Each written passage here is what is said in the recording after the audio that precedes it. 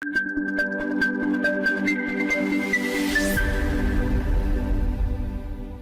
today is the second class of Excel.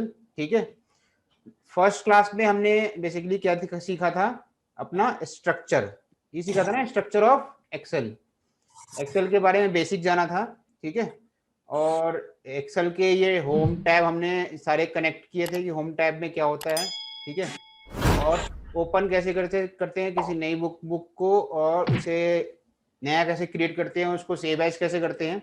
और Excel का basically ये वाला स्ट्रक्चर्स पूरा हमने जाना था। लास्ट क्लास से रिलेटेड कोई किसी को कोई क्वेरी है? नहीं है? अच्छा, दूसरी चीज जो लास्ट क्लास में आपको बताया गया था कि आपको एक्सेस यहाँ से मिलेगा, तो आई थिंक आज मैंने आपको सबको एक्सेस दे दिया है, कल दे नहीं पाया था एक्सेस में।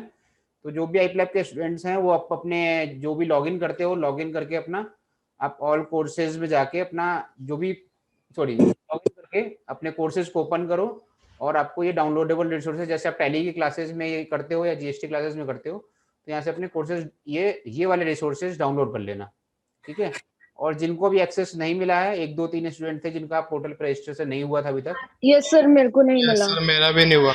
मेरा भी वो नहीं एक बार मेघा एक बार कर देगी, वो भी आपको एक्सेस में शाम तक दे दूंगा। Okay sir. तो 6 बजे बंद होता है, ठीक है। सो अब क्लास शुरू करते हैं। हमने देखा था एक्सेल के अंदर क्या है, वर्कशीट है, ठीक है। ये वर्कशीट है ना, इस वर्कशीट में हमारे क्या है, सारे सेल्स हैं। सेल्स क्या है, कॉलम एंड रो में है। अब एक चीज सीखते हैं कि अगर हमें किसी एक्सेल के किसी वर्कशीट को, ठीक है, वर्कशीट है ये, इस वर्कशीट को के अंदर अगर राइट क्लिक करते हैं तो हमें कई सारे ऑप्शंस मिलते हैं, ठीक है। अगर इस वर्कशीट पे यहाँ पे जो होम टैब लिखा है ना, ये आप इस वर्कशीट पे जब राइट क्लिक करोगे तो आपको ये सारा ऑप्शन मिलेगा, ठीक है। इन ऑप्शंस का काम क्या है, पहला हम ऑप्शन देखें, पहला ऑप्शन है इंसर्ट। इंसर्ट का मतलब होता है एक नई पेज को क्रिएट करना, ठीक है, जिसका यूज हम प्लस साइन से भी कर लेते हैं, ठीक है। और राइट क्लिक करके जब हम इंसर्ट के बटन पे क्लिक करेंगे तो एक मेरी नई विंडो ओपन होगी, और यहाँ से मेरे को पूछेगा कि इंसर्ट क्या करना है, कि आपको एक नई वर्कशीट इंसर्ट करनी है, कोई चार्ट इंसर्ट करना है, या एमएस एक्सेल का माइक्रो, या ये अलग दो चीजें हैं जो विजुअल बेसिक्स वगैरह में काम आते हैं, आपको ये करने हैं। तो आपको नई वर्कशीट करनी है तो आप वर्कशीट पे क्लिक करके ओके करोगे तो एक नई ब्लैंक वर्कशीट, बिल्कुल ब्लैंक वर्कशीट ठीक इसके लेफ्ट में इंसर्ट हो जाएगी, ठीक है। अब इसी एक्सेल सीट, ये जो सीट है इस पर अगेन राइट क्लिक करते हैं, यह है डिलीट।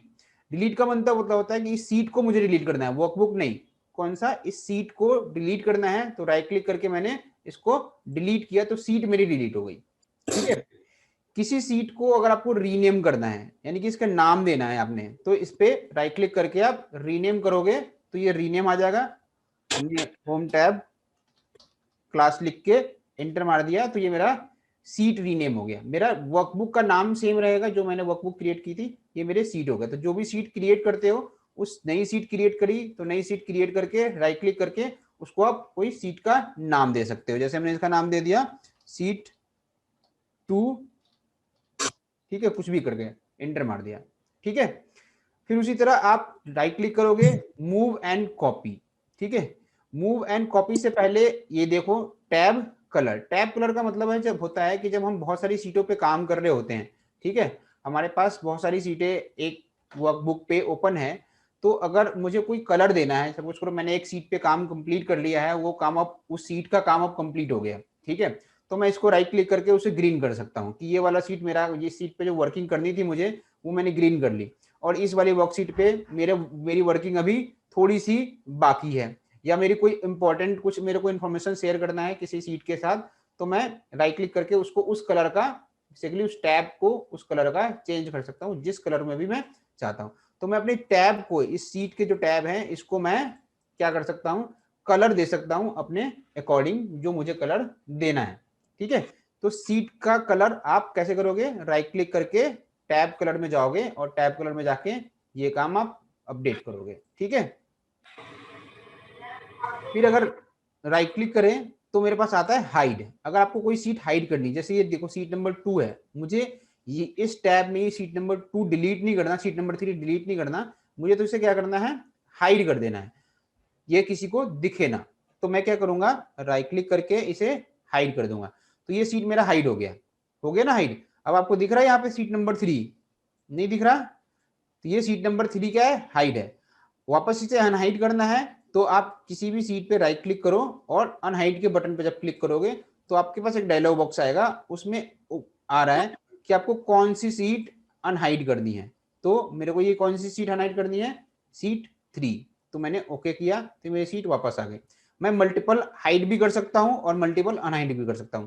मैं सीट 3, सीट 5, सीट 3 और मान लो सीट 7, ये दोनों मुझे हाइड करने हैं। तो मैं राइट क्लिक करके क्या कर देता हूं, हाइड कर देता हूं। तो मेरा सीट 3 और सीट 7 जो जो मैंने हाइड किया है, सिलेक्ट किया था, ठीक है। और सिलेक्ट कैसे करना है मल्टीपल सीट्स को, माउस के थ्रू। क्या करोगे, जब भी मल्टीपल सिलेक्शंस की बात आएंगी, ठीक है, सीट की, तो वहां पे क्या करोगे, अपना कंट्रोल का बटन दबाओगे कीबोर्ड का, और उसके बाद आपको जिन सीट्स को सिलेक्ट करना है, ठीक है, उन सीट पे क्लिक करोगे। जैसे मैंने सीट 4 को किया, होम टैब को किया और सीट 6 को किया। ये मैंने 3 सीट क्या किए हैं, सिलेक्ट किए हैं। तो सिलेक्ट करने के बाद मैं इस पर राइट पे जाके इसे हाइड करता हूं, तो ये 3 सीट मेरी हाइड हो जाएगी, ठीक है। अब मुझे वापस से अनहाइड करना है तो मैं किसी भी सीट पे राइट क्लिक करूंगा, अनहाइड के बटन पे क्लिक करूंगा। अब यहाँ पे मेरे पास जो सीट हाइड है वो सब सारी यहाँ पे दिख रही है। जो मुझे अनहाइड करना है, ठीक है, वो मैं यहाँ से क्या करूंगा, हाइड कर लूँ, अनहाइड कर लूंगा, ठीक है। यहाँ पे आप सिंगल सिंगल करके करोगे, इकट्ठे नहीं होगा, ठीक है। तो आप यहाँ पे जैसे होम टैब को वापस लेके आना है तो ओके किया, ये मेरा वापस आ गया, ठीक है। तो हाइड कैसे करना है और इन हाइड कैसे करना है वो आप समझ गए, ठीक है। बाकी की सीट भी हम एक बार अनहाइड कर देते हैं एक एक करके, जो भी है।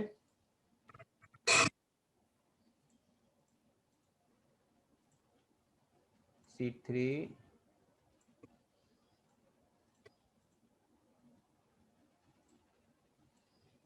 ठीक है। तो ये सारी सीट हाइड हो गई। डिलीट करने के लिए क्या करना है, सिंपली जितनी भी सीटें डिलीट सिलेक्ट करो और उसे आप राइट क्लिक करके डिलीट कर दो, ठीक है। डिलीट के बटन पर क्लिक करोगे तो डिलीट हो जाएगा। दूसरा है select all seat. Select all seat का मतलब है कि मैंने एक इकट्ठे मैंने जितनी भी पेजेस हैं सिलेक्ट करना है। तो मैं राइट क्लिक करूंगा और सिलेक्ट ऑल सीट, ये सारे सीट सिलेक्ट हो गए। अब मुझे मान लो इस सारे सीट में से सिर्फ ये वाली सीट रखनी है, ठीक है, और बाकी की सारी जो सिलेक्शंस हैं वो एज इट इज रखना है मुझे। मतलब ये वाली सीट छोड़ के ये सारी सीट मुझे चाहता हूं कि मैं डिलीट कर दूं, ठीक है। तो मैं जो मेरी सिलेक्टेड सीट है, अगेन यहाँ पे मैं कंट्रोल बटन प्रेस करूंगा और इस सीट पे वापस से क्लिक कर दूंगा, ठीक है। तो मेरा जो ये सिलेक्शन है ना, ये हट जाएगा इस सीट के थ्रू। और मैं राइट क्लिक करके जब मैं इसे डिलीट करूंगा, देखो यहाँ पे मैंने राइट सेलेक्ट किया, सेलेक्ट ऑल सीट, ये सारी सीटें सेलेक्ट हो गई, ठीक है। अब मैं यहाँ पे कंट्रोल का बटन दबा के मैंने यहाँ पे होम वाले सीट को इस पे एक टैप प्रेस कर दिया। अब ये सीट अनसेलेक्ट हो गया, ठीक है। तो राइट क्लिक करके मैंने इसे डिलीट किया तो बाकी की सारी सीट मेरी डिलीट हो गई, ठीक है। एक बार सीट डिलीट हो जाएंगी तो अब कंट्रोल जेड भी करोगे ना तो भी नहीं आएगा। तो सीट डिलीट करने से पहले ध्यान रखना, यानी कि कंट्रोल जेड किस लिए करते हैं हम, अनड्यू अनड्यू करने के लिए करते हैं। तो सीट डिलीट हो गई तो वापस आप सीट को नहीं लेके आ सकते हो, ठीक है।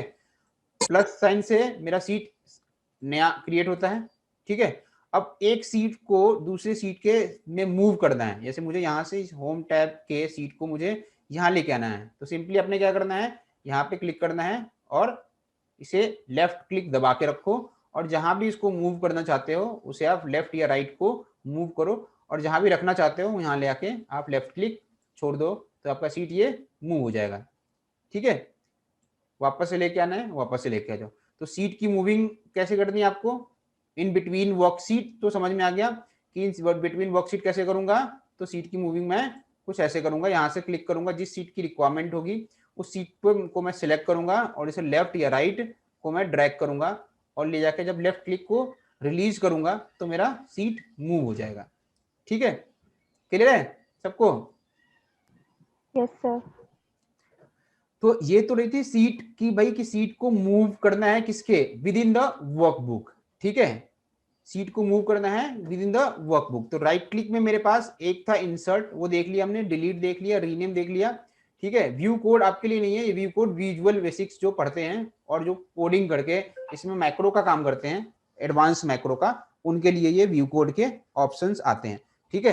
प्रोटेक्ट सीट से आप अपनी सीट की प्रोटेक्शन कर सकते हो। प्रोटेक्शन का मतलब होता है कि हम अपनी सीट को डिलीट करने से रोक सकते हैं किसी को, हम अपनी सीट के स्ट्रक्चर्स में चेंज करने से किसी को रोक सकते हैं, ठीक है, या कोई डेटा डिलीट करने से रोक सकते हैं। ये हम डिटेल में पढ़ेंगे जब हम अपना ये रिव्यू टूल पढ़ रहे होंगे। ठीक है। जब ये रिव्यू टूल पढ़ेंगे ना, तो इसके अंदर प्रोटेक्ट सीट होगा, प्रोटेक्ट वर्कबुक होगा, और प्रोटेक्ट वर्कबुक या प्रोटेक्ट जब सीट करते हैं तो अपने एक्सेल के स्ट्रक्चर्स को भी हम चाहे तो रोक सकते हैं किसी को डिलीट या मॉडिफाई करने से। ठीक है। तो ये प्रोटेक्शन वाला पार्ट सिंपली आपको इस क्लास के बाद समझ में आ जाएगा। ठीक है। टैब कलर आपको समझ में आ गया कि टैब कलर कैसे देना है, हाइड और हाइड समझ में आ गया, और सिलेक्ट ऑल सीट समझ में आ गया कि सिलेक्ट ऑल सीट का क्या काम है। ठीक है। अब बात करते हैं मूव और कॉपी की। ठीक है। मूव से क्या होता है बताओ। हम कभी भी मूव की कमांड प्रेस करते हैं कहीं पे भी अपने कंप्यूटर्स के अंदर, तो उससे क्या होता है? मूव का मतलब क्या होता है? कट। मूव का मतलब होता है एक जगह से उठा के दूसरे जगह प्लेस दूसरी करना। जगह। ठीक है। कट करना मीन्स है ना। कट करना। ठीक है। यानी कि एक जगह से काट के दूसरी जगह रख देना। ठीक है। और उसी तरह कॉपी का क्या फंक्शन होता है, जब हम कॉपी करते हैं तो उसकी हम डुप्लीकेट कॉपी क्रिएट करते हैं, है ना। मतलब डुप्लीकेट फाइल को हम क्रिएट करते हैं, यानी कि वो एग्जिस्ट पहले पोजीशन पे भी रहेगा और नई पोजीशन पे भी सेम चीज उसकी कॉपी बन जाएगी। ठीक है। तो अब होता क्या है कि सपोज करो मुझे ये जो होम टैब है, ये वर्किंग है, ये मुझे दो जगह चाहिए। ठीक है। यानी कि इस वर्कबुक में चाहिए, इस वर्कबुक में तो चाहिए, मैं चाहता हूं एक सेपरेट इसका एक वर्कबुक बन जाए, इस जो ये जो सीट है इसकी एक सेपरेट वर्कबुक बन जाए। ठीक है। तो मैं यहाँ पे मूव या कॉपी का कमांड यूज करता हूँ। राइट क्लिक करूंगा, मूव एंड कॉपी के कमांड को यूज करूंगा। अब मूव एंड कॉपी के कमांड में तीन चीजें हैं। पहला है कि ये वाली जो सीट है इसको मैं यहां भी रखना चाहता हूं, और एक नई वर्कशीट के अंदर भी एक नई वर्कबुक भी क्रिएट करना चाहता हूं। ठीक है।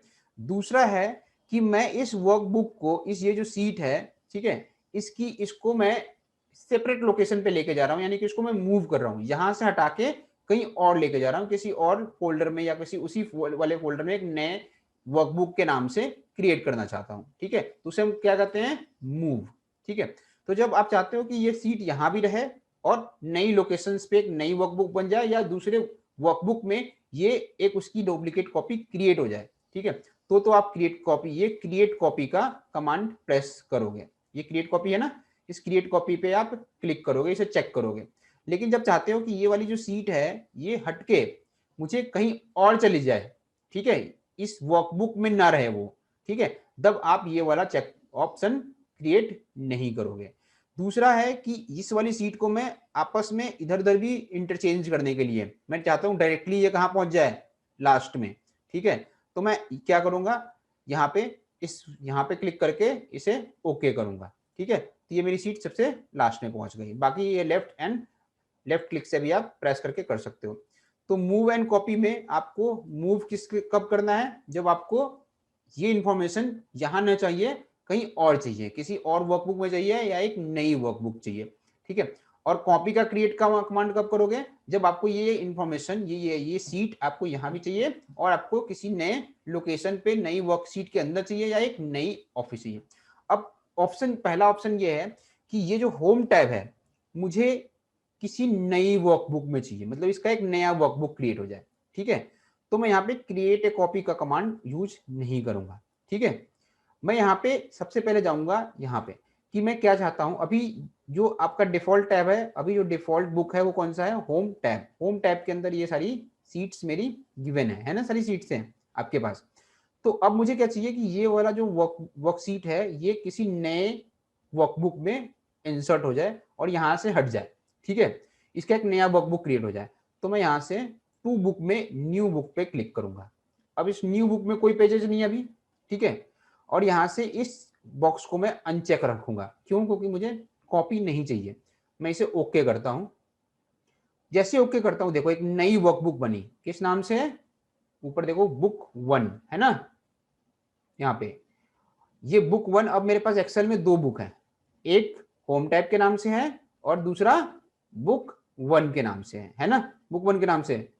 अगर मैं होम टैब वाले बुक को ओपन करूंगा तो अब देखो यहाँ से वो सीट चली गई है यहाँ पे नहीं है, बट मैं बुक 1 वाले टैब को ओपन करता हूँ तो यहाँ पे ये टैब है, बट ये जो बुक 1 है अभी जो क्रिएट हुई है वो कहीं भी सेव नहीं है। अगर आप इसे कैंसिल करके डोंट सेव कर दोगे तो ये आपकी वर्किंग गई, क्या गई, वर्किंग गई, वापस नहीं आएगी। ठीक है, तो इसे आप कैंसिल करोगे, सबसे पहले इसे क्या दोगे, एक लोकेशन, इस सीट को क्या दोगे, इस वर्कबुक को क्या दोगे, लोकेशन। तो लोकेशन के लिए मैंने कहा था कंट्रोल एस करोगे पहली बार तो सेव एज होगा, फिर वहां से आप क्या करोगे, ब्राउज करोगे और अपनी लोकेशन जहां भी आपको ये बुक रखनी है, जहां भी आपको ये बुक रखनी है वहां जाओगे और फिर ये बुक को आप सेव करोगे जिस नाम से आपको ये फाइल चाहिए।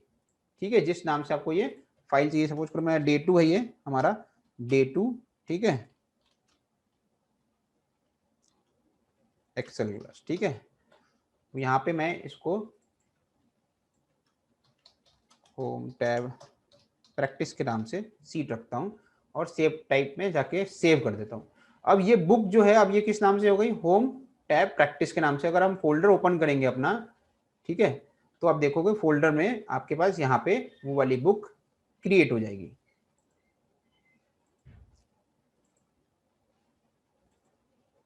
देखो day 2 Excel home tab practice. अब नीचे हमारे पास दो बुक ओपन है, एक होम टैब के नाम से है, दूसरा होम टैब प्रैक्टिस के नाम से है। लेकिन होम टैब से क्या हुआ, सीट जो है इंफॉर्मेशन यहां से उठ के कहां चली गई, एक नई वर्कबुक में क्रिएट की गई। ऐसा क्यों हुआ,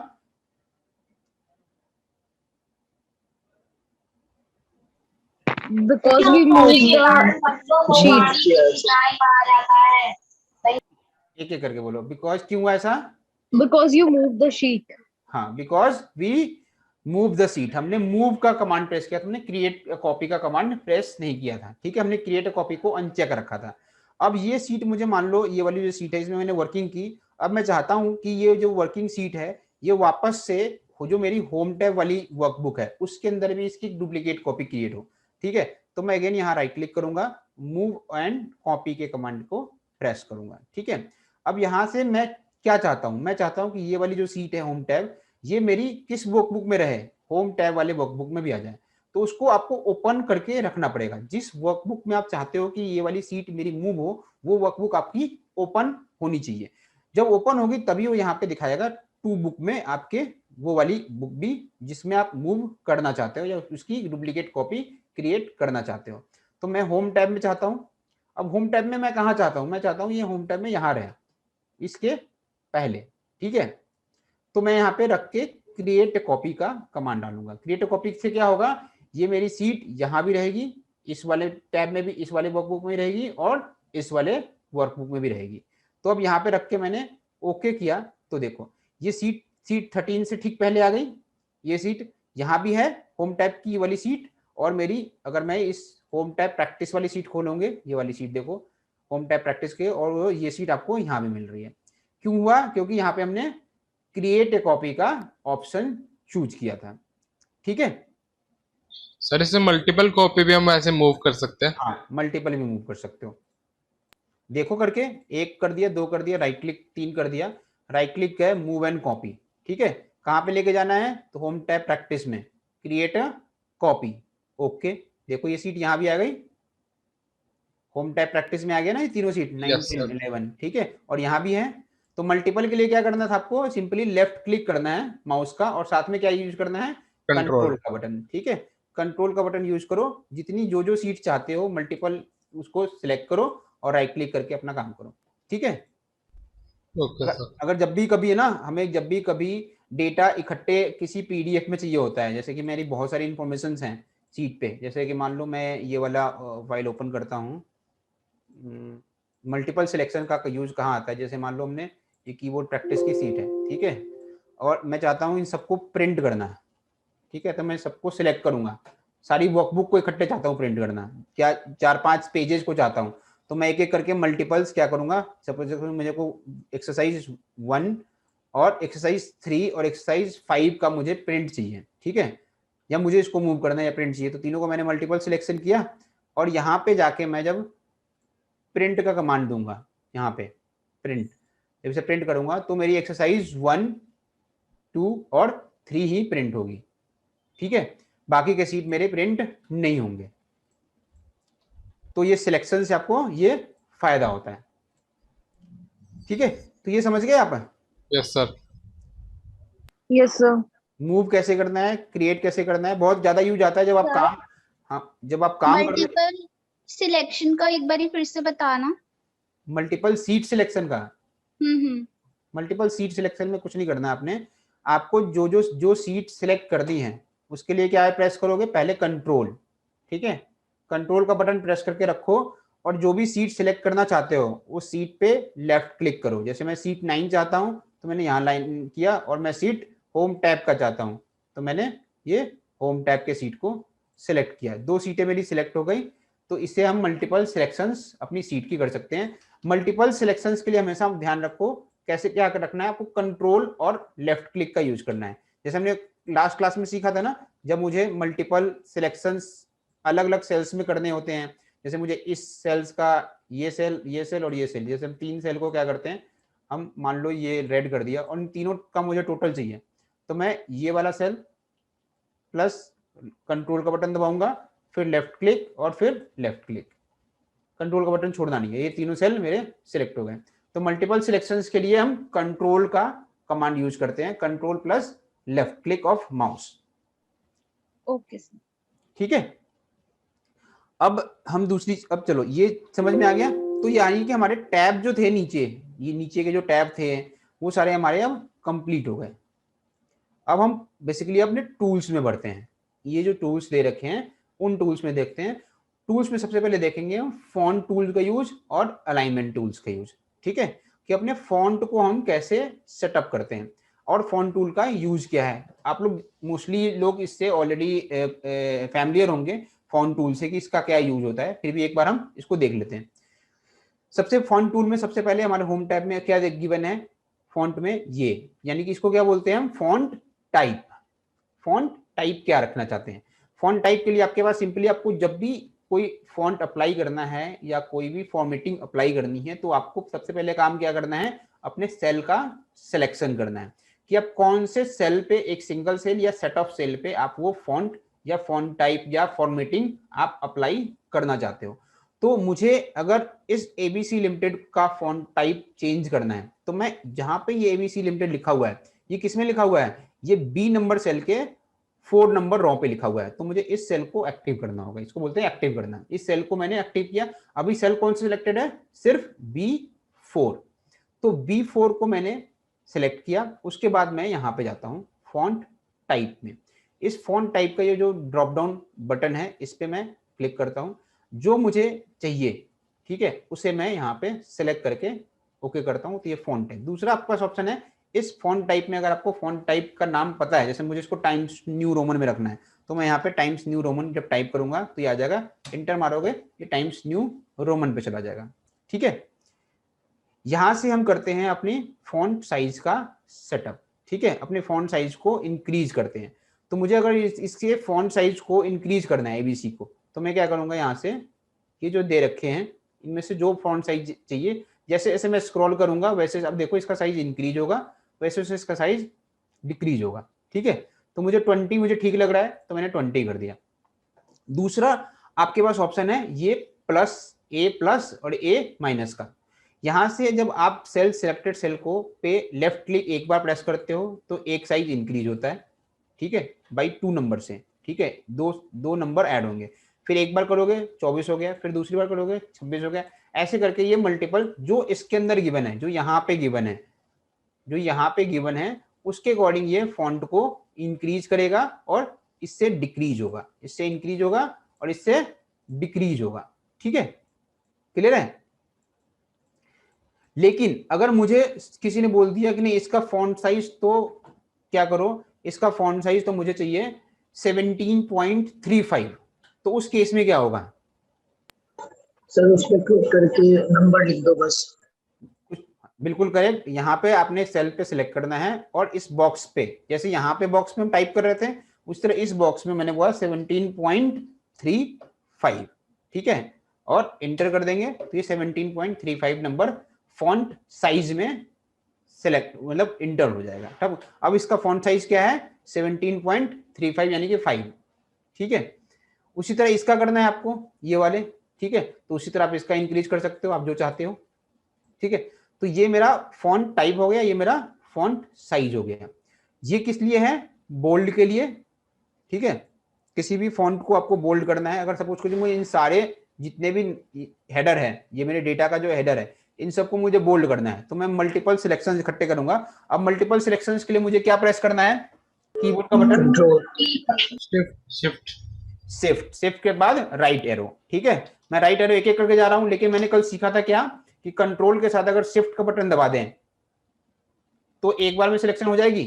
यस क्यों, सर क्योंकि ये सीरीज में यस सर है ना, सीरीज में। Yes sir. तो मैं कंट्रोल शिफ्ट दबा के जैसे ही राइट प्रेस करता हूं ये टोटल सिलेक्ट हो जाता है। हो गया सिलेक्ट यहां तक। ठीक है, इसके बाद मैं इसे बी, कंट्रोल बी भी कर सकते हो आप चाहो तो, कि भाई कंट्रोल बी शॉर्टकट कमांड किसका होता है, बोल्ड करने का, इटैलिक करने का कंट्रोल आई, अंडरलाइन करने का कंट्रोल यू। यू ठीक है, तो मैंने इसको बोल्ड कर दिया। अब इसका फॉन्ट साइज भी मुझे अगर बढ़ाना है तो मैंने सबको इकट्ठे सिलेक्ट किया हुआ है, और इसका फॉन्ट साइज मैं चाहूं तो यहां से इंक्रीज कर सकता हूं, या जो भी रखना चाहता हूं। मैं 13 रखना चाहता हूं, मैंने 13 रख दिया। ठीक है, इटैलिक सिंपली यहां से इसको इटैलिक करना है तो कंट्रोल आई। ठीक है, और अंडरलाइन करना है, अंडरलाइन बेसिकली हम टोटल का करते हैं, ध्यान रखना।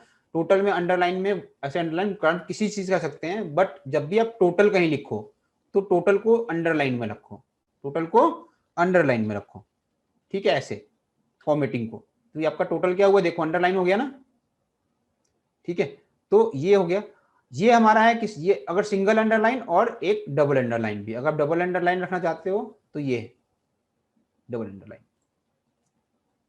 ये करो और इसको डबल अंडरलाइन कर दो तो ये डबल अंडरलाइन हो जाएगा। अब 2 लाइनें आ गई इसके साथ। ठीक है, अभी जो हमारा डेटा है इसका कोई बॉर्डर नहीं है। अगर मैं इस डेटा को प्रिंट करूं, इस डेटा को अगर मैं प्रिंट में लेके जाता हूं, ठीक है, तो देखो ये कुछ ऐसा दिखेगा बिना बॉर्डर के। दिख रहा है ना, बिना बॉर्डर का कोई लाइन नहीं है। ठीक है, तो अपने बॉर्डर्स डेटा को हम अपने सेल्स को एक बॉर्डर दे सकते हैं, और सेल की बॉर्डरिंग कहां से दी जाती है, होम टैब के इस बॉर्डर वाले पार्ट से। इस बॉर्डर के ड्रॉप डाउन में देखोगे आप इतने सारे आपके पास ऑप्शंस हैं। ये आपका सेल है, हम इसको यहां से समझ लेते हैं, सिंपल सी बात है। ये हमारा सेल है, इस सेल के 4 कॉर्नर है, 4 पार्ट है ना, left, right, up and down. ठीक है, तो अब चाहो अगर आप चाहते हो किसी सेल का सिर्फ ऊपर वाला पार्ट ही एरो है, लाइन है, ठीक है, तो आप यहाँ पे इस सेल को एक्टिव करके और यहाँ पे टॉप बॉर्डर अप्लाई करोगे तो देखो इस सेल के ऊपर टॉप बॉर्डर अप्लाई हो गया। इसी सेल के ऊपर चाहते हो आप बॉटम बॉर्डर भी आए, ठीक है, तो मैं यहाँ पे बॉटम बॉर्डर जब करता हूँ तो ये बॉटम बॉर्डर आ गया। अगर आप सेल के पीछे सेल के लेफ्ट में चाहते हो बॉर्डर, जैसे यहाँ पे देखो ये सेल के लेफ्ट में, तो मैंने लेफ्ट बॉर्डर अप्लाई कर दिया। अब इस सेल के राइट बॉर्डर में मुझे अप्लाई करना है तो हमने राइट बॉर्डर अप्लाई कर दिया। आपको अगर सर एक एक करके क्यों कर रहे हो, इकट्ठे कर लो, तो हम यहाँ पे ऑल बॉर्डर कर देंगे। क्या, ऑल बॉर्डर, तो चारों तरफ बॉर्डर आ गए। ठीक है, एक एक करके भी जरूरत पड़ती है कभी भी, और आपको कभी कभी पूरे की जरूरत पड़ेगी। जब पूरे की जरूरत पड़ेगी, चारों तरफ आपको बॉर्डर चाहिए सेल के, तो वहां पे हम ऑल बॉर्डर का यूज करेंगे। और जब सेल के किसी एक पार्ट में आपको बॉर्डर चाहिए तो हम सिंगल्स बॉर्डर का यूज करेंगे। आपको वापस से किसी सेल में बॉर्डर नहीं चाहिए तो आप सेल को एक्टिव करके क्या करोगे, नो बॉर्डर। ठीक है, क्लियर है। आपको किसी डेटा के आउटसाइड बॉर्डर चाहिए, जैसे ये है डेटा, ये डेटा है, ठीक है, ये मैंने इतने सारे सेल सेलेक्ट किए हुए हैं। ठीक है, मैं चाहता हूं जैसे ये लाइन डली है ना ग्रीन, वैसी एक लाइन डल जाए। ठीक है, तो यानी कि ये क्या है, आउटसाइड बॉर्डर। ये क्या है, आउटसाइड बॉर्डर। तो आउटसाइड बॉर्डर के लिए मुझे यहाँ पे आउटसाइड बॉर्डर का ऑप्शन चूज करना पड़ेगा। ठीक है, और आउटसाइड बॉर्डर करूंगा। अब इस डेटा के देखो चारों तरफ क्या हो गया, सिर्फ आउटसाइड बॉर्डर हो गया। इन सेल्स के यहाँ बॉर्डर नहीं है कोई भी, इन डेटा के चारों तरफ एक बॉर्डर है। ठीक है, फिर नेक्स्ट ऑप्शन हमारे पास है आउटसाइड थिक आउटसाइड। अभी तो क्या है, ये थिन है, अगर मुझे थिक चाहिए तो मैं यहाँ पे करके थिक आउटसाइड बॉर्डर कर देता हूँ। तो ये लाइन थिन है और ये लाइन मेरी थिक है, ठीक है। प्रिंट लोगे तो कुछ इस तरह से अब ये प्रिंट होगा, देखो हो रहा है ना प्रिंट। अब यहाँ पे जो प्रिंट में आ रहा है वो बॉर्डर्स भी आ रहे हैं, आ रहे हैं ना प्रिंट में बॉर्डर्स भी, पहले नहीं आ रहे थे। तो ये है बॉर्डर का काम। उसी तरह bottom double line, double border, यानी कि अभी सिंगल था अब डबल हो गया। थिक बॉटम बॉर्डर, सिर्फ नीचे मुझे क्या चाहिए, सिर्फ थिक नीचे जो चाहिए, अभी तो थिन आ रहा था, अब मुझे क्या चाहिए, थिक चाहिए, तो ये थिक आ गया। ऐसे करके मुझे ऊपर और नीचे दो बॉर्डर चाहिए, ठीक है। जैसे मैं जब टोटल लिखता हूँ ना, तो टोटल का सबसे बेस्ट पार्ट होता है कि अपने टोटल्स को ऐसे लिखो, टॉप एंड बॉटम बॉर्डर के बीच में। तो ये कुछ इस तरह से आएगा। कोई भी इंफॉर्मेशन टाइप करते हो, ठीक है, जैसे कि कोई भी अपने टोटल नंबर्स टाइप किया और उस नंबर्स के आगे आपने ये वाला लगा दिया, तो अब देखो इन दोनों के बीच में बॉर्डर आया, ठीक है, मतलब दोनों के ऊपर नीचे। वैसे ही टॉप एंड थिक बॉर्डर, मतलब जैसा आप चाहते हो, ठीक है, वैसा आप बॉर्डर क्रिएट कर सकते हो। आप अपनी अकॉर्डिंग भी बॉर्डर, ड्रॉ ए बॉर्डर, जैसा बॉर्डर चाहते हो, ठीक है, आप इस तरह से करके आप जहां भी चाह रहे हो, जैसे लेफ्ट में चाह रहे हो तो नीचे की तरफ चाह रहे हो, जैसे यहाँ से यहाँ तक चाह रहे हो तो ऐसे कर दो ड्रॉ। आप पैरेलल हॉरिजॉन्टल चाह रहे हो तो ऐसे कर दो ड्रॉ। वर्टिकल चाह रहे हो, पूरा चाह रहे हो तो दोनों को सेलेक्ट करो, बीच से कर दो ड्रॉ, ठीक है। जैसे लाइन में देखो तो लाइन में कर रहा हूँ तो लेफ्ट हो रहा है, लेकिन जैसे ही मैं बीच में जा रहा हूँ तो दोनों तरफ बॉर्डर क्रिएट हो रही है, चारों तरफ, ठीक है। तो ड्रॉ एट बॉर्डर का यूज आप इस तरह से कर सकते हो, ठीक है। Draw a border grid, grid का मतलब समझते हो ना, जब यहाँ पे ड्रॉ एंड कॉलम दो हैं, ठीक है, ये ग्रिड है। ये क्या है, एक ग्रिड। सिंगल सेल होता है, ये दो मिलते हैं तो ग्रिड बनता है, तो ग्रिड बॉर्डरिंग हो रही है, ठीक है। उसी तरह आप नेक्स्ट देखोगे तो इरेज ऑफ बॉर्डर, आप कोई बॉर्डर इरेज करना चाहते हो तो करो, जैसा भी चाहते हो वैसा आपका इरेज हो जाएगा, ठीक है। जितने पार्ट पे रखना चाहते हो उतने पार्ट पे रख के लेफ्ट राइट आप इरेज करते चले जाओ, इरेज हो जाएगा जितने देर में रखना चाहते हैं। तो बॉर्डरिंग से क्या हो रही है हमारी, बेसिकली एक तरीके से हम अपना सेल को एक चारों तरफ से, सेल के चारों तरफ एक लाइन बेसिकली डिस्प्ले करा रहे हैं, ताकि हमारी जो प्रेजेंटेशन है वो ज्यादा बेटर हो पाए, ठीक है। क्लियर है सबको? आप अपने सेल, यस सर। आप अपने सेल में, यस सर।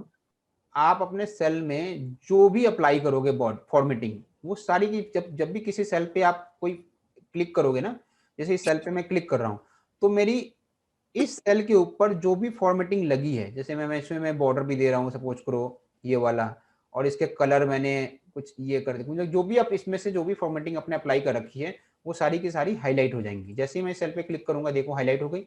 इस सेल पे क्लिक हूँ, कोई ये हाईलाइट नहीं है। यहाँ पे जैसे ही क्लिक किया, ये देखो यहाँ हाईलाइट हो गई, ठीक है। उसका फॉन्ट साइज क्या है, फॉन्ट नेम क्या है, साइज क्या है, वो सारी की सारी एक आपको डिस्प्ले हो जाएंगी यहाँ पे, ठीक है। अब मुझे किसी सेल को अगर कलर देना है, किसी सेल को, सेल का कलर अलग होता है और फॉन्ट का कलर अलग होता है, ठीक है। मुझे मान लो इस सेल को यहां से लेके यहां तक के सेल को एक कलर देना है, ये सारे सेल को, ठीक है। तो मैं सारे सेल को सिलेक्ट करूंगा और उसके बाद ये सेल कलर के लिए यहाँ पे क्लिक करोगे, जो कलर चाहिए आपको इनमें से, ठीक है, वो आप चाहो तो पिक कर लो, ठीक है। जैसे जैसे लेके जाओगे वो आपको दिखाएगा कि वो कौन सा कलर है, ठीक है। तो पहला तो आया है कि जो मेरे पास सेट ऑफ गिवन कलर्स हैं उसमें से मैं कोई कलर चूज कर लूं, ठीक है। दूसरा ऑप्शन है कि नहीं मुझे कोई कलर समझ में नहीं आ रहा, तो मैं क्या करूं, यहाँ से मोर कलर में जाऊं, ठीक है। मोर कलर में जाके, मोर कलर में जाके और मैं यहाँ पे जो कलर चाहिए, ठीक है, वो मैं यहाँ पे चूज करूंगा और इसे ओके करूंगा तो मेरा कलर चेंज हो जाएगा, ठीक है। सेल को एक बार कलर अप्लाई कर दिया, वापस से सेल का कलर हटाना है तो सेल पे क्लिक करोगे, जिस सेल के थ्रू आपने कलर लगाया था उन सेल्स को सिलेक्ट करोगे और यहाँ पे क्या यूज करोगे, नो कलर। व्हाइट मत करना, व्हाइट करोगे तो दिक्कत होगी। अब जैसे मैंने इसको मान लो सेल को कलर को व्हाइट कर दिया तो ये देखो इसका बॉर्डर वॉर्डर सब गायब हो गया। तो व्हाइट नहीं करना, क्या करना है, सेल का कलर हटाना है तो आपको नो फिल करना है, यानी कि इसमें कुछ भी फिलिंग मत करो, ठीक है। तो सेल को मैंने कलर दे दिया, अब जैसे ये ब्लैक कलर दे दिया मैंने, ठीक है। मैं चाहता हूँ भैया ये ऐसे करके कुछ डार्क में आए, ठीक है। अब इस डार्क का तो मैंने कलर तो दे दिया, लेकिन इसका जो फॉन्ट टाइप का कलर है, फॉन्ट का कलर जो एबीसी लिमिटेड लिखा हुआ है, एबीसी इंडिया प्राइवेट लिमिटेड, इसका कलर कुछ ब्लैक में है। तो इस डार्क कलर पे ब्लैक अच्छा नहीं लग रहा, तो मैं इसका फॉन्ट का कलर भी चेंज कर सकता हूँ। इस सेल पे कौन सा कलर, जो भी टाइप कुछ करूंगा वो उसी कलर का होगा। तो मैं इसको, चूंकि ये डार्क है तो मैं लाइट कुछ रखूंगा, तो मैं इस तरह से लाइट कलर ये, या कोई भी येलो, जो भी आप रखना चाहते हो तो आप ये रखोगे। यानी कि इस सेल का कलर तो ब्राउन है, लेकिन इसके ऊपर जो फॉन्ट है वो क्या है, व्हाइट है। तो ये सेल के कलर के लिए है और ये मेरे किसके लिए है, फॉन्ट कलर के लिए है। ठीक है, क्लियर है? सेल के कलर और फॉन्ट कलर का बहुत ज्यादा यूज होता है जब हम फिल्टराइजेशन यूज करते हैं। जब आप एडवांस सॉर्टिंग करोगे, आप फिल्टराइजेशन करोगे, ठीक है, तो हम कलर्स के बेसिस पे भी अपने डेटा को फिल्टर कर सकते हैं, हम अपने कलर के बेसिस पे भी अपने डेटा को सॉर्ट कर सकते हैं। ठीक है, तो इस कलर का बड़ा यूज होता है। ठीक है, अपने डेटा को रिफाइन करने के लिए हम इस कलर के बेसिस पे कंडीशनल फॉर्मेटिंग का यूज करते हैं। ठीक है, और कंडीशनल फॉर्मेटिंग के बेस पे हम इसको कलर कर लेते हैं, और कलर करने के बाद हम सॉर्टिंग एंड फिल्टर टूल्स का यूज करके डेटा को सॉर्ट कर सकते हैं। ठीक है, बहुत सारे डेटा को। ठीक है, तो ये वाला टाइप हमारा यूज में आता है आगे भी। ठीक है, बाकी सजाने का तो काम आता ही है, गार्निश करने का काम आता ही आता है, फॉर्मेटिंग करने का काम आते हैं, लेकिन साथ में काम दूसरा क्या होता है इसका, सॉर्टिंग एंड फिल्टरिंग में भी इसका बहुत ज्यादा यूज होता है। ठीक है, ये चीज समझ में आ गई आप लोगों को? फॉन्ट का सारा समझ में आया? Yes, sir. क्वेरी है? Yes sir. चलो अब हम बढ़ते हैं अलाइनमेंट की तरफ। ठीक है, अलाइनमेंट बेसिकली क्या है मैं आपको समझाता हूं। जैसे मैं आपको यहां से एक इंक्रीज करता हूं, ये इंक्रीज डिक्रीज करना भी हम आपको सिखाएंगे। इसके अंदर मैंने एक टेक्स्ट टाइप किया, ठीक है, जैसे लिख दिया IPLAP, आईप्लैप। ठीक है, अभी इस टेक्स्ट का अलाइनमेंट क्या है? अलाइनमेंट मतलब टेक्स्ट की पोजीशन। इस टेक्स्ट की पोजीशन क्या है बताओ? लेफ्ट अलाइनमेंट है, left corner left, corner, bottom corner, left bottom left. Bottom corner. इसके टोटल कितने अलाइनमेंट है? लेफ्ट बॉटम कॉर्नर होगा, ठीक है, या लेफ्ट टॉप कॉर्नर होगा, राइट टॉप कॉर्नर हो गया, या राइट बॉटम कॉर्नर हो गया। और क्या हो सकता है? मिडिल में हो सकता है, होता है ना, middle top, top middle, centre middle, centre middle, centre top, या सेंटर Bottom. ठीक है, यही सारी चीजें यहाँ पे है। मैं इस टेक्स्ट को, जो डिस्प्ले टेक्स्ट है इस सेल के ऊपर में, इसको मैं कहाँ रखना चाहता हूँ, ठीक है, उसकी अलाइनमेंट हम इन से करते हैं और सेल से करते हैं। मुझे अभी कहाँ चाहिए आप बताओ, आप क्या चाहते हो? अब ये क्या रहे, ये टेक्स्ट कहाँ पे रहे? सर मिडल में, मिडिल में, बिल्कुल मिडिल में, यहाँ पे रहे सेंटर मिडिल। आप सेंटर मिडिल चाह रहे हो ना, तो सेंटर मिडिल के लिए मेरे को देखो, अब ये क्या है, ये और ये तो डिसाइड करता है कि आपका टेक्स्ट टॉप में आएगा, मिडिल में आएगा, या बॉटम में आएगा। ठीक है, ऊपर वाला जो देख रहे हैं ना, ये बताता है कि आपका टेक्स्ट जो है वो टॉप में आएगा, मिडिल में आएगा, या बॉटम में आएगा। ठीक है, और ये बताता है कि आपका जो टेक्स्ट है वो लेफ्ट लाइन होगा, राइट लाइन होगा, या सेंटर लाइन होगा। तो अभी सबने कहा कि सर ने इसको सेंटर लाइन कर दो, यहां करो। ठीक है, तो सबसे पहले तो टेक्स्ट को क्या लेके आओ, सेंटर में लेके आओ। ठीक है, सेल सिलेक्ट करो और सेंटर में लेके आओ। सेंटर में आ गया। अब इसे इस सेल के भी सेंटर में चाहिए, ये था टेक्स्ट का सेल, अब इसे सेल के भी सेंटर में चाहिए, तो मैं इस पे क्लिक कर दिया, ये सेल पे आ गया। अब मैं चाहता हूँ ये यहाँ पे आ जाए, ठीक है, कॉर्नर में आ जाए, यानी कि टॉप कॉर्नर, टॉप और राइट अलाइनमेंट। ठीक है, मैं चाहता हूँ नीचे आए, यहाँ पे डिस्प्ले हो, यहाँ पे। ठीक है, तो बॉटम, कैसे बॉटम करूंगा, यहाँ पे डिस्प्ले हो जाएगा। मैं चाहता हूँ वापस से ये कहाँ डिस्प्ले हो, यहाँ पे डिस्प्ले हो, तो मैं क्या लेके जाऊंगा, अगेन टॉप और लेफ्ट अलाइनमेंट। ठीक है, तो अपने टेक्स्ट को आप जो अलाइन देना चाहते हो, आप यहाँ पे रखना चाहते हो इस टेक्स्ट को, यानी कि इसको क्या करना पड़ेगा, मिडिल अलाइनमेंट करना पड़ेगा। ठीक है, तो अपने टेक्स्ट को अपने सेल में, अपने टेक्स्ट या नंबर्स को अपने सेल में आप जहां भी पोजीशन करना चाहते हैं उसे बोलते हैं हम अलाइनमेंट। ठीक है, अब ये तो कर रहा है बस कॉर्नर में। ठीक है, अपने सेल्स के कहां लेके जा रहा है, कॉर्नर्स में लेके जा रहा है। लेकिन मैं चाहता हूं कि ये आईप्लैप जो वर्ड है ना, वो यहां से शुरू हो, ना ये मिडिल से शुरू हो, ना ये लेफ्ट से शुरू हो, ना ये राइट से शुरू हो, ये मेरे सेल के थोड़े से स्पेस को छोड़ दे और यहां से शुरू हो, तो उस केस में क्या होगा,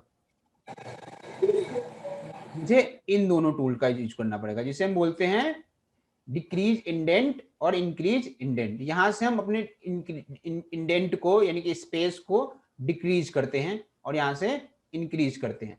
इंक्रीज क्या करेगा, move your content farther away from the cell border, ठीक है। और ये क्या करेगा, close, move your content closer to the cell border, ठीक है। तो मुझे इसको इधर करना है, तो मैं क्या करूंगा, इस सेल पे क्लिक करके ये मुझे थोड़ा सा इसको फार्दर अवे करना है बॉर्डर से, तो मैं इस पे 1 क्लिक करूंगा, देखो हल्का सा राइट हुआ, फिर एक बार क्लिक करोगे और राइट होगा, जितनी बार करोगे और राइट होगा, जितनी बार आप करोगे उतनी बार ये राइट होता चला जाएगा, ठीक है। उसी तरह वापस से आपको लेफ्ट में लेके आना है, तो लेफ्ट अलाइनमेंट, ठीक है, जहां भी रखना है एक आप उसके बाद छोड़ दो, ठीक है। ये वाले तो सिंपली आपके कॉर्नर्स पे मूव करते हैं, ठीक है, बॉर्डर्स के बिल्कुल बॉर्डर पे, लेकिन ये वाला आप चाहो तो उसे अपने अकॉर्डिंग मूव करा सकते हो लेफ्ट या राइट पोजीशन में, ठीक है। क्लियर है? Yes yes sir. अब बात करते हैं इसकी, ये है अपने टेक्स्ट को अलाइन कैसे करना है, मुझे चेंज करना है टेक्स्ट को क्लॉकवाइज। क्या करना है, क्लॉकवाइज, ठीक है। तो उसके लिए है, लेकिन क्लॉकवाइज पे ध्यान रखना, अगर आपने टेक्स्ट को ये इंडेंट दे रखा है, टेक्स्ट में क्या दे रखा है, इंडेंट, तो आप क्लॉकवाइज का यूज नहीं कर पाओगे, यूज कर पा रहे ना। तो आपको क्या करना पड़ेगा, इसका इंडेंट डिलीट करना होगा, यानी कि कम करना होगा। जब ये इंडेंट बिल्कुल 0 हो गया, तब आप इस क्लॉकवाइज का यूज कर सकते हो। जैसे मैंने लिख दिया यहाँ पे iClap,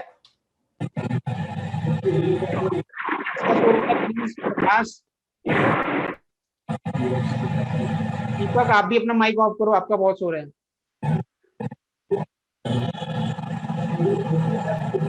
दीपक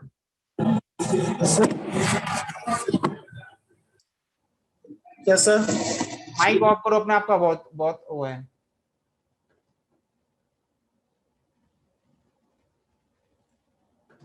हाँ जी, तो मैं आप iClap को क्या करना चाहता हूं, iClap लिख दिया मैंने, यहाँ पे लिख दिया iClap इंस्टीट्यूट,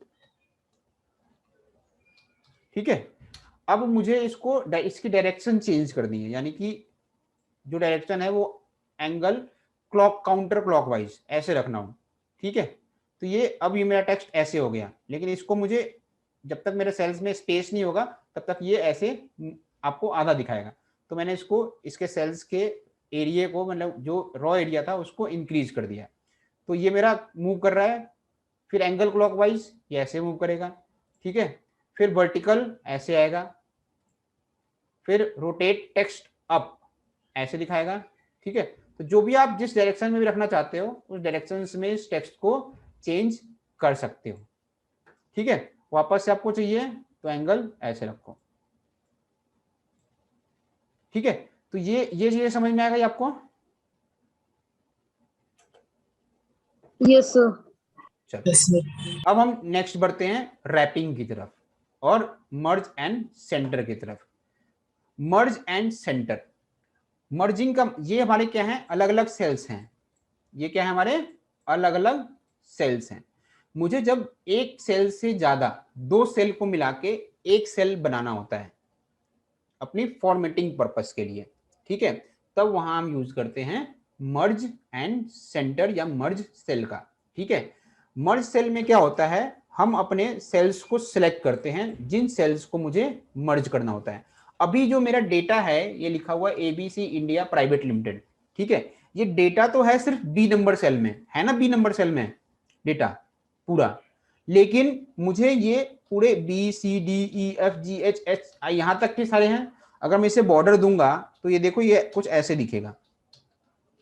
अगर मैं इस सारे सेल्स को बॉर्डर दे दूं, ठीक है, और इसका एक काम करते हैं, फॉर्मेटिंग में थोड़ा सा चेंज करते हैं।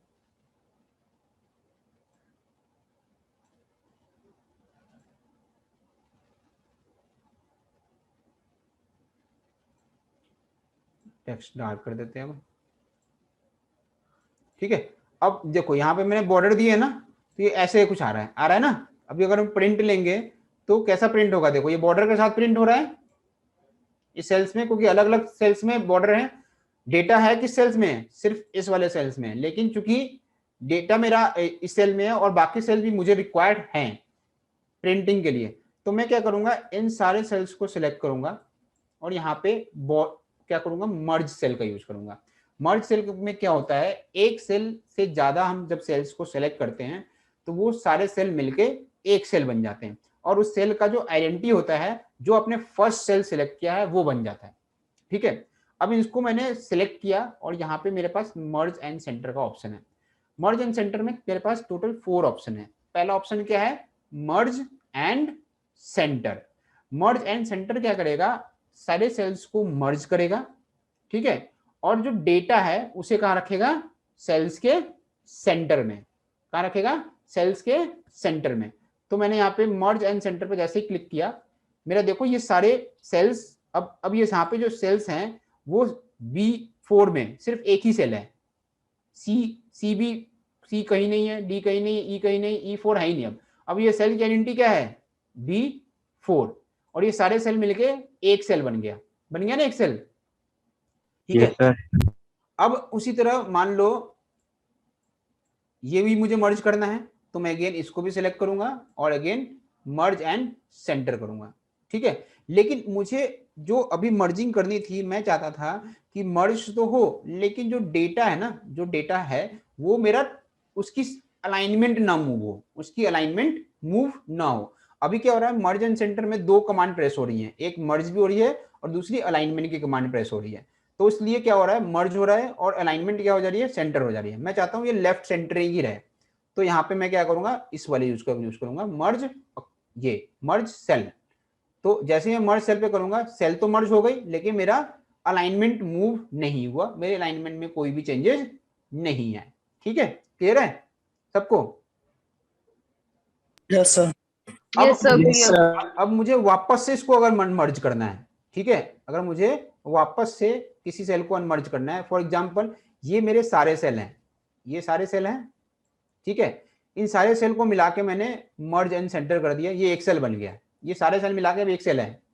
ठीक है, अब वापस से मुझे इसको अनमर्ज करना है। ठीक है, तो मैं सिंपली इस सेल पे क्लिक करूंगा और अनमर्ज के सेल पे जाके क्लिक कर दूंगा, तो सारे सेल मेरे अनमर्ज हो जाएंगे। ठीक है, ये सब अपने अपने पुराने फॉर्म में आ जाएंगे। ठीक है, तो आप अगर कोई सेल मर्ज है तो ये मर्जिंग के लिए इस पे क्लिक करो, अगर वापस से कोई अनमर्ज करना है तो अगर इसी पे क्लिक कर दोगे, सेम ही, अगर वो मर्ज रहे तो इसी पे क्लिक कर दोगे तो वो अनमर्ज भी हो जाएगा। ठीक है, अब हम बात करते हैं किसकी, तो लास्ट हमारे पास फंक्शन कौन सा है, मर्ज अक्रॉस। ठीक है, अब यहाँ पे लिख दिया iPlap इंस्टीट्यूट ऑनलाइन क्लास, कौन सी है, एक्सेल। ठीक है, माइक्रोसॉफ्ट एक्सेल। ठीक है, अब ये जो मेरे को बनाने हैं, ठीक है, ये मेरा अलग अलग है, तीन मेरे अलग हैं, इनको मैंने बॉर्डर दे दिया। ठीक है,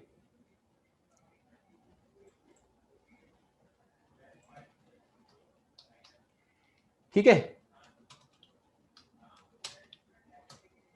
अब मैं चाहता हूं कि ये जो तीनों है ना, ये डेटा, ठीक है, ये जो डेटा है ये सारा मिलके एक सेल बन जाए, ये सारा मिलके भी एक सेल बन जाए, और ये वाला सारा मिलके भी एक सेल बन जाए। ठीक है, यानी कि अलग अलग रॉ की डिफरेंट कॉलम्स के सेल मिलके रॉ वाइज मेरा डेटा क्या हो, वो क्या बोलते हैं, मर्ज हो। तो अगर मैं इकट्ठे सारे को सिलेक्ट करके और यहाँ पे क्या करूंगा, मर्ज सेल क्लिक करूंगा, तो क्या होगा, एक एरर दिखाएगा। एरर क्या दिखाएगा, merging cell only keep the upper left value and discard other value. यानी कि अगर हमने यहाँ पे कमांड प्रेस की तो क्या होगा, यहाँ पे डेटा है फर्स्ट वाले लेफ्ट में, ये सिर्फ रहेगा, बाकी का ये दोनों डेटा डिलीट हो जाएगा। ठीक है, ओके करूंगा, देखो सिर्फ ये रह गया, ठीक है, और बाकी के दोनों वैल्यू डिलीट हो गए। ठीक है, तो मुझे तो ये नहीं करना था, मुझे तो क्या करना था, उसको अलग अलग चीज यानी कि अक्रॉस करना था मर्ज, कि ये भी मूव एक सेल बने, ये एक अलग सेल बने और ये एक अलग सेल बने, और अक्रॉस कैसे हो रहा है, raw wise and column wise. ठीक है, तो मैं यहाँ पे क्या करता हूँ, तीनों को सिलेक्ट कर लेता हूँ। अब मुझे यहाँ पे मर्ज सेल का कमांड यूज नहीं करना, अब मुझे ना ये कमांड यूज करना है, मर्ज अक्रॉस। कैसे क्या करना है, मर्ज अक्रॉस। जैसे ही मर्ज अक्रॉस करूंगा मेरे 3 अलग अलग सेल क्रिएट हो गए, ये एज इट इज रह गया, ये भी एज इट इज रह गया, और ये भी मेरा एज इट इज रह गया, और तीनों के सेल भी अलग अलग मर्ज हो गए। ठीक है, तो मर्ज सेल का कमांड कब यूज करना है और मर्ज अक्रॉस कब करना है, समझ में आ गया आपको? Yes sir. Yes, sir. Yes, sir. चलो गुड है। अब हम इस डेटा को एक बॉर्डर दे देते हैं, हमने अभी भी पढ़ा है बॉर्डर। ठीक है, ऐसे जैसे ही हमने पूरा डेटा सेलेक्ट किया और यहाँ पे ऑल बॉर्डर पे क्लिक किया, ये पूरा डेटा मेरा बॉर्डर के फॉर्म में आ गया है। ठीक है, और टोटल मेरा नीचे है। ठीक है, अगर मैं इसको आउटसाइड बॉक्स बॉर्डर देना चाहता हूँ, ठीक है, तो मैं यहाँ पे इसको आउटसाइड थिक बॉक्स बॉर्डर दे देता हूँ। अब एक इंपॉर्टेंट चीज देखो, मेरी ये जो नेम है, ये नेम ये डिस्प्ले हो रहे हैं? No sir. No, sir. Half display हो रहे हैं. हाफ डिस्प्ले हो रहे हैं। और अगर मैं इसे प्रिंट भी लूंगा तो भी डिस्प्ले नहीं हो रहा, नहीं हो रहा ना? No, Yes, sir. sir. अब मैं इसका जब तक साइज को इंक्रीज नहीं करूंगा, किसकी साइज को, कॉलम की साइज को, ठीक है, तब तक ये डेटा इसमें दिखेगा नहीं दिखेगा। तो मैं इसके कॉलम साइज को इंक्रीज करता हूं, मैं अभी इतना करता हूं, इतना। ठीक है, अभी भी ये नाम नहीं दिख रहा, दिख रहा है ये नाम नहीं दिख रहा, ये नाम भी नहीं दिख रहा। ठीक है, तो मुझे क्या करना पड़ेगा, और कॉलम बढ़ाने पड़ेंगे, अपने कॉलम की इंफॉर्मेशन को और करना पड़ेगा। देखो ये अब दिख गया, लेकिन ये भी पूरा नहीं दिखा, तो मैंने और बढ़ा दिया। ठीक है, और बढ़ा दिया। अब इसके इंक्रीज करने से क्या हुआ कि जब मैं प्रिंट ले रहा हूं तो मेरा जो बाकी का डेटा है वो अब प्रिंट नहीं में आ रहा है, प्रिंट में नहीं आ रहा। क्यों नहीं आया? कि भाई पेपर की साइज तो लिमिट है ना, पेपर की जो साइज है, प्रिंटिंग साइज, वो तो लिमिट में है, वो इंक्रीज हो सकती है? No sir. नहीं हो सकती। यहां तो मेरे पास ऑप्शन था जी, चलो जी हमने कॉलम की साइज को इंक्रीज कर दिया, वो हम आगे सीखेंगे इस क्लासेस में कि अपने साइज की फॉर्मेटिंग, कॉलम और रो की फॉर्मेटिंग को कैसे इंक्रीज या डिक्रीज करते हैं। लेकिन यहाँ पे तो मेरे पास ऑप्शन था, मैंने यहाँ पे लेफ्ट क्लिक किया और जितना इंक्रीज करना था उतना इंक्रीज कर दिया। लेकिन सिर्फ इन 2 नाम की वजह से मुझे ये सेल को इतना इंक्रीज करना पड़ा ना। ठीक है, बाकी के नाम तो छोटे छोटे हैं। ठीक है, और अगर मैं इनको थोड़ा सा इतने पार्ट पे कर दूं तो ये डेटा आ जा रहा है। अब प्रिंट ले रहा हूं, देखो आएगा, आ रहा है ना प्रिंट अब टोटल भी। Yes sir. ठीक है, तो यहाँ पे मुझे करना क्या होता है, यहाँ मुझे यूज करना है रैप टेक्स्ट का। क्या इसका? रैप टेक्स्ट का। रैप टेक्स्ट क्या करेगा, आपकी कॉलम की जो लिमिटेशंस है, जो कॉलम की विड्थ की जो लिमिटेशंस है, उसको ध्यान में रखते हुए, ठीक है, आपकी रॉ की हाइट को इंक्रीज करेगा। क्या करेगा? रॉ की हाइट को इंक्रीज करेगा, और रॉ की हाइट को इंक्रीज करके आपके जो टेक्स्ट है उसे ब्रेक करेगा उसी सेल के अंदर। ठीक है, मैं इसको ऐसे भी लिख सकता हूं ना, मैं देखो इसको, जैसे ये नाम है राजेंद्र प्रसाद, इसको मैं यहां रखता हूं। ठीक है, यहां लिखा मैंने। अब इसको मैं ऐसे लिख दूं, राजेंद्र प्रसाद नाथ और नाथ गुप्ता, ये जो है ये मैं यहां पे लिख दूं ऐसे, और ये ऐसे लिखा रहा तो पढ़ा जा रहा है ना राजेंद्र प्रसाद नाथ गुप्ता, लेकिन ये 2 नाम पढ़े जा रहे हैं 2 नाम अलग अलग, एक राजेंद्र प्रसाद और दूसरा नाथ। अब यहाँ पे तो मुझे नहीं चाहिए ऐसे, मुझे तो एक ही सेल में चाहिए। ठीक है, अब इसे मैं मर्ज कर दूं, अगर मैं मर्ज कर दूं तो उससे क्या होगा, मर्ज में करूंगा तो ये राजेंद्र हट जाएगा, नाथ हट जाएगा ना। ठीक है, तो इसके लिए मुझे करना क्या है कि अब जैसे मैंने इसको 2 लाइन में लिखे हैं, अब लाइन मुझे 2 चाहिए, लेकिन सेल क्या चाहिए, 1। सेल क्या चाहिए, 1। तो वहां पे मैं यूज करता हूं रैप टेक्स्ट का। मैं इस सेल को अगर रैप कर दूं, रैप का मतलब विद इन द सेल ही उसको मैं ब्रेक करूं। देखो ये क्या लिखा है, wrap extra long text into multiple line so you can see all in on if it. ठीक है, तो मैं इसको जब यहाँ पे रैप के बटन पे प्रेस करता हूं तो देखो इसकी साइज इंक्रीज हुई। क्या हुआ, अब सिर्फ इस वाले कॉलम की, इस वाले रॉ की जो रॉ का जो हाइट है वो इंक्रीज हुआ, सिर्फ इस वाले रॉ का। वैसे ही इस वाले रॉ का भी मैं कर सकता हूं रैप, देखो हुआ ना। ठीक है, इन दोनों का मैंने सिर्फ इंक्रीज कर दिया, उससे क्या हुआ, नीचे का एरिया मेरा इंक्रीज हो गया। तो भाई पेपर, दूसरे पेपर पे तो चलो जो भी नेक्स्ट पेज पे नेक्स्ट डेटा प्रिंट हो सकता है, नया नाम जो नाम है वो मैं आगे के डेटा पे प्रिंट कर सकता हूँ, लेकिन पेपर को विद को तो इंक्रीज नहीं कर सकता था। तो इससे क्या होगा, मेरा अब डेटा अब प्रिंटेबल वर्जन में आ गया। जैसे ही रैप की, अब ये डेटा मेरा प्रिंट हो रहा है और ये नाम भी पूरे आ गए ना। Yes sir. तो इसी को बोलते हैं रैपिंग। तो इकट्ठे भी चाहो तो आप रैपिंग अप्लाई कर सकते हो। जैसे मैं वापस से करता हूँ, अनरैप कर रहा हूँ इसको, वापस से अनरैप करना है, अगेन सेल पे क्लिक करो, ये रैप जो हाईलाइटेड है उसे अनरैप कर दो। मैंने पूरा सेल सिलेक्ट किया और इसे क्या कर दिया, रैप, तो ये सारे हो गए। लेकिन रैपिंग में एक चीज ध्यान रखना, जब आप रैपिंग कर रहे हो इकट्ठे, ठीक है, तो आपको देखना है कि रैपिंग तब होगी जब आपकी रॉ की हाइट किस में होगी, ऑटो फिट में होगी। किस में होगी, ऑटो फिट में। फॉर एग्जाम्पल मैं भी रॉ की हाइट मैनुअल फिट कर रहा हूँ, देखते हैं 13 कर दिया इसको। क्या किया, डेटा को अपना प्रिंट लेने के लिए रॉ की हाइट मैंने चलो जी 15 कर दिया, 20 18 17 कर देते हैं, रॉ की हाइट 17, ठीक है। अब मैं इस पे अगर अप्लाई करता हूँ, क्या अभी देखो ये सिर्फ दिख रहा है नाथ गुप्ता और यहाँ तो कुछ पता ही नहीं चल रहा है ना। तो मैं इसे अब अगर आप रैपिंग अप्लाई करता हूँ, देखो रैपिंग है, फिर भी हो रहा है रैपिंग, मैं रैप अप्लाई कर रहा हूँ, No, रैप sir. हो रहा है, नहीं हो रहा ना। No. तो रैपिंग जब रैप करेंगे तो मुझे पहला काम क्या करना है, अपने रॉ को हाइट को ऑटो फिट में रखना है। तो मैं यहाँ पे क्या करूंगा, अपने रॉ को किस में रखूंगा, ऑटो फिट में, format and then auto fit row height. अब यहाँ पे कर दिया, देखो जैसे ही चूंकि ऑलरेडी रैपिंग अप्लाई था इस पे, तो इसने अपने आप इसका साइज इंक्रीज कर, देखो अब कर रहा हूँ, अपने आप कर रहा है ना इंक्रीज, ठीक है। जब मैं रैपिंग कर रहा हूँ तो इंक्रीज कर रहा है, रैप कम कर रहा हूँ तो अपने आप ये उसकी साइज को, हाइट को कम भी कर रहा है, ठीक है। तो ये सब समझ में आ गया आप लोगों को अब कि फॉर्मेटिंग, ये सारी फॉर्मेटिंग अब लगा लोगे ना। मर्ज का आपको समझ में आ गया कि मर्ज कैसे यूज करना है, इन अलाइनमेंट्स का क्या यूज है। रैपिंग बहुत ज्यादा काम आती है क्योंकि प्रिंटिंग में जाओगे ना, बड़े से बड़ा डेटा है ना, जब प्रिंटिंग में जाओगे ना तो पेपर की विड्थ या पेपर का लेंथ वो तो सेम ही है ना, हाइट, पेपर की हाइट या पेपर का विड्थ वो तो सेम है ना, पेपर वो तो नहीं बदलेगा। ऐसा तो नहीं प्रिंटर में A5 सीट या बड़ी वाली सीट डाल दोगे जिसकी विड्थ ज्यादा है। तो वहां पे आपको ये रैप टेक्स्ट का यूज करना होता है ताकि आप इंफॉर्मेशन को उसके अकॉर्डिंग चेंज कर लो, अपने आप आपकी रॉ हाइट इंक्रीज होके आपका जो टेक्स्ट है वो डिस्प्ले हो जाए, ठीक है। अब क्वेश्चन पूछो, किसी को कोई क्वेरी है तो। No sir. No sir. कोई क्वेरी नहीं है। अब No, आप sir. No, sir, no query. अब आप लोग को अब आप लोग को ना मोस्ट ऑफ द पर्सन को एक्सेस ऑलरेडी मैंने दे दिया है, जो 3 बचे हुए हैं उसको भी मैं एक्सेस दे दूंगा। अब आपने करना क्या है, अपनी वाली यहाँ जब जाओगे ओपन करोगे तो ये वाली सीट डाउनलोड कर लेना,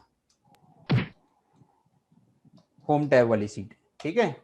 ये जो सीट हमारी है इसे अब प्रैक्टिस भी साथ साथ में अब करना है। कल आपकी लास्ट क्लास भी की हुई प्रैक्टिस बची हुई है। आप इस वाली सीट को डे 1 वाले सीट में जाना और यहाँ से ये तीनों सीट डाउनलोड करना।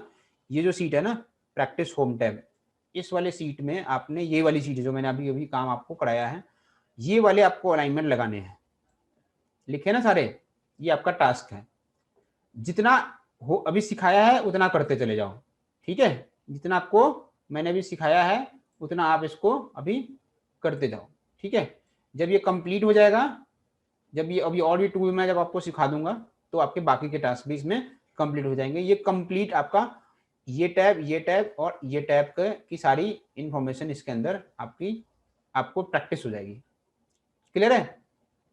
तो ये आप करके आए, ठीक है। Yes, sir. Yes, sir. और फिर अपनी नेक्स्ट क्लास में जो भी डाउट्स हैं आप वो डाउट पूछ लेना, ठीक है। Okay sir. चलो आज की क्लास खत्म करूं। Okay, sir.